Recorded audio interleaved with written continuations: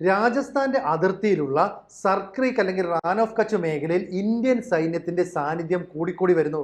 അത് കരസേന മാത്രമല്ല, വ്യോമസേനയുടെ സാന്നിധ്യവും അവിടെ ഉണ്ടാകുന്നു. പറയുന്നത് നമ്മളല്ല, പാകിസ്ഥാനാണ്. ലോകത്തോട് വിളിച്ചു പറയുകയാണ്, ഇതാ ഇന്ത്യൻ സൈന്യം ഞങ്ങളുടെ കറാച്ചിക്കടുത്തുള്ള മേഖലയിലേക്ക് കടന്നു കയറിക്കൊണ്ടിരിക്കുന്നു. എന്തിനാണ് അവരിങ്ങനെ നിലവിളിക്കുന്നത് നമുക്കറിയില്ല.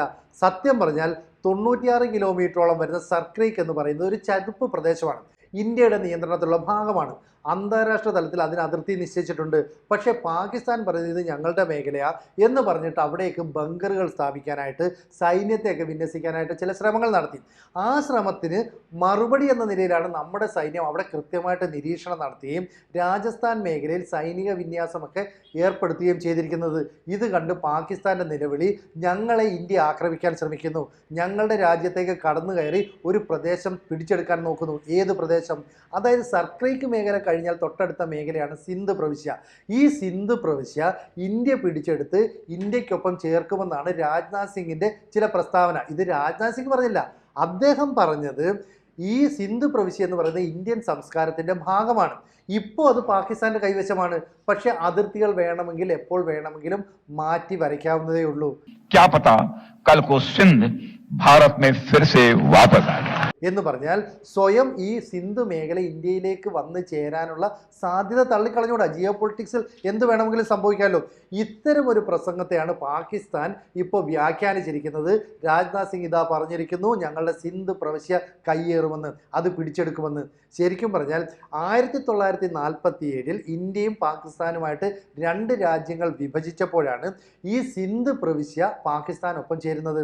അതായത് 1937 ബ്രിട്ടീഷ് സർക്കാർ അന്ന് ഈ മേഖലയെ സിന്ധ് പ്രവിശ്യയായിട്ടൊക്കെ വേർതിരിച്ചിരുന്നു. അതുകൊണ്ടാണ് അന്ന് രാജ്യം രണ്ടായിട്ട് വേർതിരിക്കുമ്പോൾ ഈ സിന്ധ് പ്രവിശ്യ അവർക്കൊപ്പം ചേരുന്നത്. പക്ഷേ സിന്ധിലെ ജനങ്ങൾക്ക് അവിടെ പാകിസ്ഥാനൊപ്പം ചേരുന്നത് ഇഷ്ടമായിരുന്നില്ല. ഇന്ത്യയുടെ ഉപപ്രധാനമന്ത്രിയായിരുന്ന LK അദ്വാനി ഉൾപ്പെടെയുള്ള മുതിർന്ന നേതാക്കളൊക്കെ തന്നെ ഈ സിന്ധിൽ ജനിച്ചവരാ. അവരൊക്കെ തന്നെ ഇന്ത്യക്കൊപ്പം സിന്ധു പ്രവിശ്യ വേണമെന്നാണ് പറയുന്നത്. കാരണം സിന്ധു നദി ഒഴുകുന്ന ആ മേഖല, ആ പ്രദേശമൊക്കെ തന്നെ ഇന്ത്യയുടെ ഭാഗമാണ്. അതായത് സിന്ധു നദിയെ സിന്ധ് പ്രദേശത്തുള്ളവർ മാത്രമല്ല, ഇന്ത്യയിലുള്ള മുഴുവൻ ജനങ്ങളും പുണ്യ നദിയായിട്ടാണ് കരുതുന്നത്. അതിലെ വെള്ളത്തെ പുണ്യജലമായിട്ട് കരുതുന്നുണ്ട്. അങ്ങനെയുള്ള സിന്ധ് പ്രവിശ്യ ഞങ്ങൾക്കൊപ്പം ചേരണം എന്നാണ് അവർ ആഗ്രഹിക്കുന്നത്, അല്ലെ ഇന്ത്യ ആഗ്രഹിക്കുന്നത് എന്ന് പറയുന്നു. ഇവിടെ ഇന്ത്യയുടെ നാഗരിക പൈതൃകത്തിന്റെ ഭാഗമാണ് ഈ സിന്ധ് പ്രവിശ്യ എന്ന് പറയുന്നത്. നമ്മൾ ഈ സിന്ധു നദീതട സംസ്കാരം എന്നൊക്കെ കേട്ടിട്ടുണ്ടല്ലോ. ശരിക്കും പറഞ്ഞാൽ മോഹൻജൊദാരോ, ഹാരപ്പ തുടങ്ങിയ നാഗരിക സംസ്കാരങ്ങളൊക്കെ ഇതിൻ്റെ ഭാഗമായിട്ടുണ്ടായതാണ്. അതുകൊണ്ട് ഇന്ത്യയിൽ നിന്ന് വേർപെട്ടത് ഇന്ത്യയിലേക്ക് തിരിച്ചു വരാനുള്ള സാധ്യതയുണ്ട് എന്നാണ് പറയുന്നത്. അവിടുത്തെ ഹിന്ദുമത വിശ്വാസികൾ, ജൈന മതവിശ്വാസികൾ, ബുദ്ധമത വിശ്വാസികളൊക്കെ തന്നെ ഇന്ത്യയിലേക്ക് വന്നു ചേരാൻ ആഗ്രഹിക്കുന്നു. ഈ സിന്ധിൻ്റെ പ്രധാന വരുമാന മാർഗം എന്ന് പറയുന്നത് കൃഷിയാണ്. കൃഷിക്ക് ജലം വേണം, അതുപോലെ തന്നെ അവിടെ കുടിവെള്ളത്തിന് ഉൾപ്പെടെ വെള്ളം വേണം. ഇത് ലഭിക്കുന്ന എവിടെ നിന്നാണ്? സിന്ധു നദിയിൽ നിന്നാണ്. ഇന്ത്യയിൽ നിന്ന് ഒഴുകിയെത്തുന്ന ആ ജലത്തിന് ഓപ്പറേഷൻ സിന്ദൂറിന് ശേഷം നമ്മൾ ചില നിയന്ത്രണങ്ങൾ ഏർപ്പെടുത്തി. എന്ന് പറഞ്ഞാൽ സിന്ധു നദീജല കരാർ നമ്മൾ ഭാഗികമായിട്ട് റദ്ദ് ചെയ്യുകയാണ് ഉണ്ടായത്. ഇതോടെ അവിടെ വലിയ ജലക്ഷാമം ഉണ്ടായി. ഈ ജലക്ഷാമം പരിഹരിക്കാൻ പാക് ഭരണകൂടത്തിന് കഴിഞ്ഞുമില്ല. അങ്ങനെ സിന്ധ് പ്രവിശ്യയിൽ ചെറിയ ചെറിയ പ്രക്ഷോഭങ്ങൾ ഉണ്ടാകുന്നു. അവർ തെരുവിലേക്ക് ഇറങ്ങുന്നു. പാകിസ്ഥാൻ ഒന്നും ചെയ്യുന്നില്ല. അവിടെ ഉണ്ടാകുന്ന വിളകൾ, കാർഷിക ഉൽപ്പന്നങ്ങളൊക്കെ തന്നെ അവിടെ നിന്ന് തട്ടിയെടുക്കാനായിട്ട് ശ്രമിക്കുന്നത്. അതായത് കൊള്ളയടിച്ചുകൊണ്ട് പോവുകയാണ് ഇസ്ലാമാബാദ് ഉൾപ്പെടെയുള്ള പാകിസ്ഥാനിലെ മറ്റ് പ്രവിശ്യകളൊക്കെ. മാത്രമല്ല അവിടേക്ക് ഒഴുകി വരുന്ന വെള്ളത്തെ കനാൽ നിർമ്മിച്ച് പഞ്ചാബിലേക്ക് ഒഴുക്കിക്കൊണ്ടുവരാൻ ശ്രമിക്കുന്നു. അങ്ങനെ പൂർണ്ണമായിട്ടും സിന്ധിനെ അവഗണിക്കുന്ന പാകിസ്ഥാൻ നിലപാടിനെതിരെ ജനങ്ങൾ പ്രക്ഷോഭവുമായിട്ടെത്തി. ആദ്യം ജനങ്ങൾ എത്തിയപ്പോൾ അവിടുത്തെ സൈന്യവും പോലീസും ഒക്കെ അവരെ ഓടിച്ചു. പിന്നീട് കൂട്ടമായി ആളുകളെത്തി ഹൈവേ ഉൾപ്പെടെ ഉപരോധിച്ചു. അപ്പോൾ സൈന്യം ഇറങ്ങി വെടിവെച്ചു. ഇതോടുകൂടി സംഘർഷം വളരെ രൂക്ഷമായി. ഈ പ്രദേശം സ്വാഭാവികമായിട്ടും ഇന്ത്യയിൽ ചേരാൻ ആഗ്രഹിക്കുന്നുണ്ട് എന്നാണ് രാജ്നാഥ് സിംഗ് പറഞ്ഞത്. പക്ഷേ പാകിസ്ഥാൻ അത് സർക്രീക്ക് മേഖലയിലേക്ക്, അല്ലെ റാൻ ഓഫ് കച്ചിലേക്ക് ഇന്ത്യ നടത്തുന്ന ആക്രമണമായിട്ട് വ്യാഖ്യാനിക്കുന്നു. എന്നിട്ട് ലോകത്തോട് വിളിച്ചു പറയുകയും ചെയ്യുന്നു. ഇതാണ് ഇപ്പോൾ സംഭവിച്ചുകൊണ്ടിരിക്കുന്നത്. അപ്പം ഇനിയുള്ള ഒരു യുദ്ധം എന്ന് പറയുന്നത് വെള്ളത്തിന് വേണ്ടി ആയിരിക്കുമെന്നാണ് പറയുന്നത്. അപ്പോൾ സിന്ധ് പ്രദേശത്തുള്ള ജനങ്ങളുടെ ആവശ്യം എന്താ? കുടിവെള്ളം വേണം, അല്ലെങ്കിൽ കാർഷിക വൃത്തിക്ക് ആവശ്യമായ വെള്ളം വേണം. ഇപ്പം തന്നെ അവിടെ കറണ്ട് കട്ട് ആരംഭിച്ചു. ഏതാണ്ട് 30% ഡാമിൽ വെള്ളമുള്ളൂ. ഒരു ഏപ്രിൽ മെയ് മാസമായി കഴിഞ്ഞാൽ കാർഷിക മേഖല പൂർണ്ണമായിട്ടും കരിഞ്ഞുണങ്ങും. ഇനി അവർക്ക് മുന്നോട്ട് പോകാൻ പറ്റാത്ത ഒരവസ്ഥ വരും. അങ്ങനെ വന്നാൽ സ്വാഭാവികമായിട്ടും സിന്ധ് പ്രവിശ്യ പാകിസ്ഥാന് നഷ്ടപ്പെടും. അതുകൊണ്ടാണ് റാൻ ഓഫ് കച്ച് മേഖലയിൽ നമ്മൾ സൈനിക വിന്യാസമൊക്കെ ഇപ്പോൾ കൂടുതലായിട്ട് നടത്തുന്നത്. സർക്രീക്ക് മേഖലയ്ക്കടുത്തേക്ക് പാകിസ്ഥാൻ കടന്നു കയറുന്നത്. അപ്പോൾ രണ്ട് രാജ്യങ്ങളും ഒരുപോലെ ചില സൈനിക മുന്നേറ്റങ്ങളൊക്കെ നടത്തുന്നുണ്ട്. ഇവിടെ എന്തുകൊണ്ടാണ് രാജ്നാഥ് സിംഗ് പറയുന്നത് നമ്മുടെ സിന്ധു നദീതട സംസ്കാരം എന്ന് പറയുന്നത് ഭാരതത്തിൻ്റെ പാരമ്പര്യവുമായിട്ട് നാഗരിക സംസ്കാരവുമായിട്ട് ഇഴുകി ചേർന്ന് കിടക്കുന്നതാണ്. BC 7000 മുതൽ 3000 വരെയുള്ള കാലഘട്ടത്തിൽ ഇത് അഭിവൃദ്ധി പ്രാപിച്ചിരുന്നു. മോഹൻജദാരോയും ഹാരപ്പായും തുടങ്ങിയ നഗരങ്ങളൊക്കെ രൂപം കൊണ്ടു. എന്തിന്? BC 519 ഈ പേർഷ്യൻ ആക്രമണം ഉണ്ടാകുന്നത് വരെ ഈ സംസ്കാരം അവിടെ നിലനിന്നിരുന്നു. BC 329 മുതൽ 324 വരെ അവിടെ ഗ്രീക്ക് സംസ്കാരത്തിൻ്റെ അടയാളങ്ങളും കാണുന്നുണ്ട്. എന്ന് പറഞ്ഞാൽ അലക്സാണ്ടർ ചക്രവർത്തിയുടെ ആക്രമണവും നടന്നു. അങ്ങനെ വിവിധ സംസ്കാരങ്ങൾ അവിടെ ഉണ്ടായിട്ടുണ്ട്. പിന്നീട് മുഹമ്മദ് ബിൻ കാസിം എന്ന് പറയുന്ന മുഗൾ രാജാവ് അല്ലെങ്കിൽ ഇസ്ലാമിക റൂളർ അവിടേക്ക് കടന്നു കയറിയതോടുകൂടിയാണ് ഈ സിന്ധു നദീതട സംസ്കാരത്തിന് ഏതാണ്ട് അറുതി വരുന്നത്.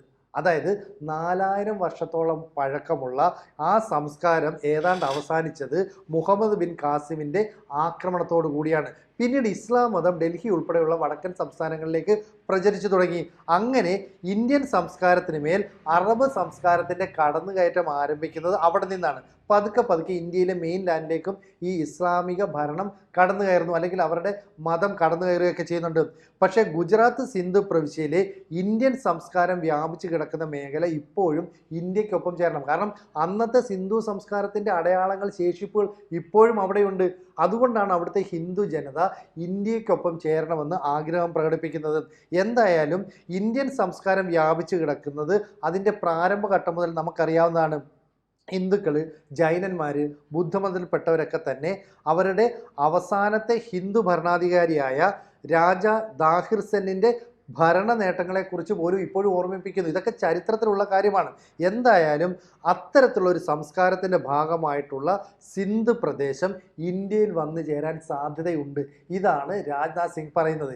ഇതിനെ യുദ്ധപ്രഖ്യാപനമായിട്ട് പാകിസ്ഥാൻ വലിച്ചെടുക്കുകയാണ്. അപ്പോൾ സിന്ധു മേഖലയുടെ സംസ്കാരം, ചരിത്രം, അല്ലെങ്കിൽ സിന്ധു നദി ഒഴുകുന്ന ആ പ്രദേശം, സിന്ധുവിൻ്റെ ആ ചുറ്റുവട്ടമുള്ള മേഖല, ഇതെല്ലാം തന്നെ സിന്ധ് പ്രവിശ്യയാണെന്നും അത് ഇന്ത്യയുടെ ഭാഗമാണെന്നും പറയുന്നു. കാരണം ഈ പഞ്ചാബ്, സിന്ധ് എന്നൊക്കെ പറയുന്നതിൽ പഞ്ചാബിലെ ഏറിയ ഭാഗവും ഇപ്പോൾ പാകിസ്ഥാൻ്റെ കയ്യിലാണ്, സിന്ധ് പ്രവിശ്യ അവരുടെ കയ്യിലാണ്. ഇതുകൂടി നമ്മുടെ നാട്ടിലേക്ക് വന്നു ചേരുന്നത് എന്തുകൊണ്ടാണ്?